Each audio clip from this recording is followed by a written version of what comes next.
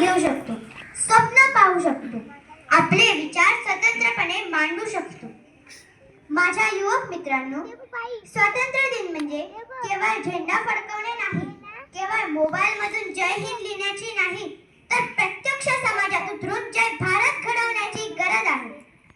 आजच्या पिढीला प्रेरणा मिळायला हवी ती छत्रपती शिवाजी महाराजांच्या शौर्याची, भारतरत्न डॉक्टर बाबासाहेब आंबेडकरांच्या त्या जिवंत विचारांची.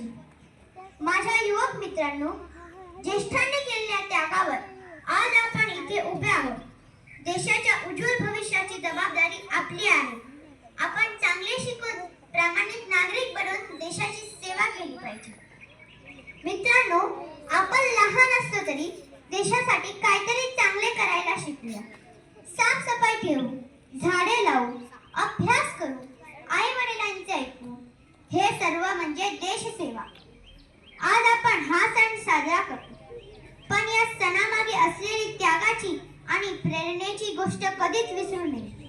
आपण एकमेकांशी भांडू नये, जाती धर्माच्या नावावर वाद करू नये, देशासाठी काहीतरी चांगले करण्याचा निश्चय केला पाहिजे.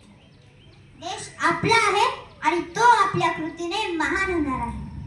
मी शेवटी एवढंच सांगेन, आपल्या देशासाठी आपल्या प्राणाचे हसत मुखाने बलिदान देणारे, शिवाय देशाच्या सीमेवर निधड्या छातीने डोळ्यात तेल घालून देशाचे संरक्षण करणाऱ्या सर्व भारतीय जवानांना माझा प्रणाम. जय हिंद.